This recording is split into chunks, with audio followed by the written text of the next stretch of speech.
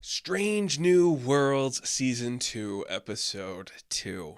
I loved the first episode of this season, a fun, romping adventure, and it was just cool to see all our characters do stuff fun.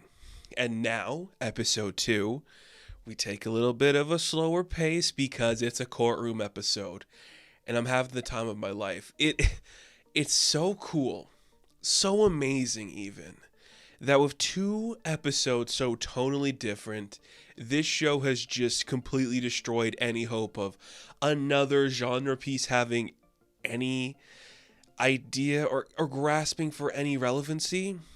This did it. Like, this is the show of the year. Like, it just completely destroyed the credit of any other show for attempting this. I haven't even attempted to watch Secret Invasion yet because I knew I'd rather watch this. And probably for good reason. It's insane. What this episode delves into is one of the fundamental things that Star Trek tackles that other genres don't, that other sci-fi things don't, that other pieces of this franchise stuff doesn't tackle. What does it mean to be human, and what are the laws of the organization you work for? I love that. This entire episode is just the trial of Una Chin Riley, something we could have easily dragged out for longer than we did. And for part of it, you're like, maybe this is going to be like an overarching thing. Is she going to be helping from like her jail cell or something? No, we're just going to go to trial. She has augmented DNA. Aurelian, is that the name? Aurelian, something like that. Or O'Learian? I think it's O'Learian. And we open up this episode and we see her childhood, like a part of it where she has like an injury on her leg that's like threatening, like it's a huge cut that's open, and her parents are scared to take her to a doctor because of her DNA. And I get that. It plays into the history of the actual Star Trek universe with like the eugenics war and all that kind of stuff, which is a really fun thing to explore. It also opens up the subtle racism of augmented people, whether it's their choice or not. And we delve into those things in this episode. And I love that. As somebody who loves classic Trek, the idea of the eugenics war is there from the get-go in classic Trek. So when we delve into it here, I'm all for it. We open up this episode and Daddy Pike is headed to a planet that's full of O'Learians, and he's going to be like, I am here for the lawyer that is friends with Una. I will literally run out of oxygen until I'm going to die. Until I see her. And he does that. He's wearing like an oxygen mask. And right when it runs out, the secretary sees he's not bluffing. And she's like, okay, I'll send you up there. And that is where we meet the lawyer. And what's her name? Nira Beethoven? Betliff, I think. An old friend of Una's. And it's great. You know, like, this is how you just show up, you command a scene, you demand the respect of everyone in the room, and you hold yourself together in a courtroom. Look, Star Trek is no stranger to courtroom episodes. We do them all the time. If there is a show or a season of Star Trek, or even a parody like something like The Orville, chances are they're doing a courtroom episode. And this one is, are we going to court-martial Una, send her to prison for what starts off as 2 years, later becomes 20 years when they don't take the plea bargain? What's going to happen to her? Well, we're going to fight for the rights of augmented people. That's what this is going to become. It's going to become like an underdog story of these two augmented individuals championing the rights of augmented people who had to hide their identity from the world for, like, religious persecution almost. It's like, whoa, okay, I guess we could explore that theme. I wasn't expecting it to go that terrifying, that Holocausty, but we did, and it was scary to hear that, and I really, really dug that. Small thing that Pike has to do this episode is not be on the stand. He really wants to defend his number one, but of course he can't do it because he knows that he was abetting her in an illegal manner, so that's something he can't do. We also know that, like, the party that's prosecuting, I don't know lawyer terms, I don't know that shit, that's not what I do. I've seen all of Suits, but I don't know lawyer shit. The prosecuting officer is the one that he was kind of like, having a little like mingle with in a bedroom per se. So they have like chemistry, but they don't have chemistry. It's kind of fun. We toy around with a lot of like sexual relations in this episode. There's like a lot of stuff with like the lawyer and Una maybe having a connection like that that's more than just a friendship, because they have like a past and there's a reason that she doesn't want to defend Una, and it could be something more romantic. We don't get into it, but there's a couple moments where they like linger on them holding hands for a little bit longer than you're expecting, so it makes me think that kind of fun. It's a standard thing where it just becomes, we're doing a trial, you know? That's all we're doing. And I get it. What else do we need to do? You know, we're going to have Una's old commanding officer show up, and we're going to yell at him until he announces that he's racist. And I'm like, that's great. I love that, because that is not how you would, like, you know, actually do a trial, but that just shows you the prejudice of Starfleet. And that's what we're also doing in this episode, is showing you this organization that commends itself for being open and accepting of all creeds and creations, still has this disdain for eugenically modified people. And you're like, that's kind of interesting.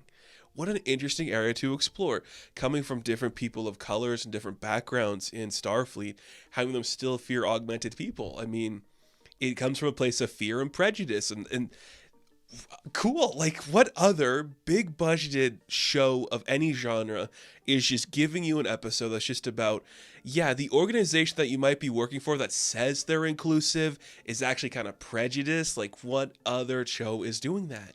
If there is one, there isn't. And I'm like, that's really cool. It's intense that we have a couple of the people come onto the stand to defend Una. Leon comes on, and right away, you know, like, okay, they're going to have to bring up the Noonien Singh thing, right? I was surprised. Well, I wasn't surprised that they did it. I'm surprised with the way they tackled it, where it's more like a reference to maybe why Leon is as afraid to take the stand and like confess these sort of things. Part of her story too is she wants to see if there was like a mole or like a leak in the personal logs that could have confessed that, because she might have said something about Una in her personal log. That makes it kind of scary. So maybe she was the one that leaked the information accidentally, and Starfleet was going through the personal logs. It's possible. Probably not, though. Interesting stuff. I do like that. They bring up the Khan Noonien Singh gets referenced. Of course he does, because his legacy and his name is part of the eugenics war. So sure, we'll bring him up. That's fine. And because of the persecution that Una is facing, Leon is scared she's going to have the same outcome in her career because of her legacy, and she's scared that the tendencies that her forefathers had, like Khan Noonien Singh, are going to affect her later in life, and she's going to show these effects the same way that Una has now and their lawyer has now. It's amazing how they handle that. Just that fear that maybe she's also going to be ousted for her identity. Oh my goodness. No other show is doing it. And this is the thing. Like, we used to do this all the time.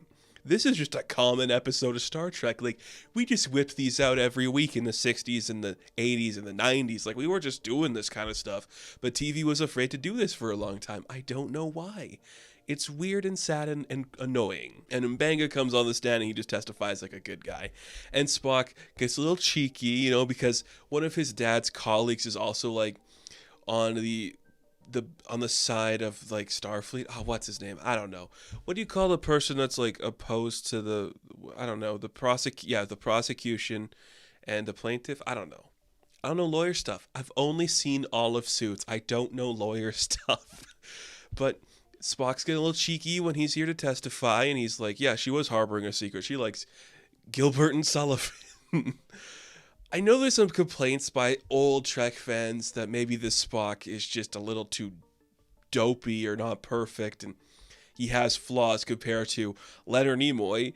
Thanks to that, it's a different universe. I am pretty sure about that, and get over it. Like, it's 2023. We have to make Spock like this, and what we're doing with Spock is great. Peck's doing a great job playing that. I think it's really fun. And eventually, we're going to have Una testify for herself because her lawyer figured it all out. We got the entire thing figured out. We know why Una was ousted. It's because Una did it, because she was seeking asylum. And we get like 6 uninterrupted minutes of Una talking about how scary it was growing up as an augmented person in a place where augmented people were hunted and ousted and, you know, persecuted and killed sometimes and beaten at schools, and you were afraid to do anything, and they had to flee their homeland because people were afraid of augmented people. And I'm like, damn, why are we doing this? Like, it's very much Holocausty, it's very much prejudice stuff, just even like slavery in some aspects, which they also bring up because, like, the testifying stance is like, slavery was, once allowed and then we stopped that, so maybe change that for augmented people. And look, the argument's there. Like, it's there and it's clear as day. And the thing that really works, that I think is very important and a lesson that only Star Trek does, is that Starfleet kind of learns their lesson but doesn't fully. They're still an organization with prejudice and their own ideology, but they realize they can't judge every single augmented person based on the actions of the eugenics war. It's like, well, we can't judge this person based on the actions of this race or this sexual orientation or that kind of thing. It's an individual case, which is an important lesson and a first step for augmented people to maybe be a more accepting society or creed within Starfleet and the Federation controlled planets. And that in itself is a win. And we did that in like 60 minutes, and we told that story about like an organization learning they shouldn't be prejudiced in 60 minutes on network television, and it was with big budgeted science fiction characters, and we just wrapped up that storyline quick so we can get on to the next thing. Episodic television rules, and it's really cool. Sometimes you just want standalone serialized shit where, here you go, they're just doing this. We solved it. Una's back on the ship. Everyone's happy. For now, Leon's not afraid of what she could become. Our lawyer saved the day. It's great. It's great. It's fun. It's creative. It's Star Trek. We don't do it like this in any other network. It's crazy. Wow. It's 2 weeks in a row where this show just completely bodied me, where I'm like, you're really taking the piss out of every other show, where you're just destroying any other show's chances of being great. You're just doing it, and not just because Pike has the best hair in television, but because you just told a story about how like a big corporation learned not to be prejudiced. Like, that's awesome. And you just did that for no good reason, because you're awesome. You're awesome. My goodness, is Star Trek Strange New Worlds awesome? Can't wait for next week. I'm surprised. I think Kirk's coming back at some point, so that's going to be fun. But until then, thank you all for watching this review. Be sure to like and subscribe to the channel. As always, you can check me out on Instagram, TikTok, and Twitter. And as always, I will catch you in the next one. Have fun. Stay safe. Good luck.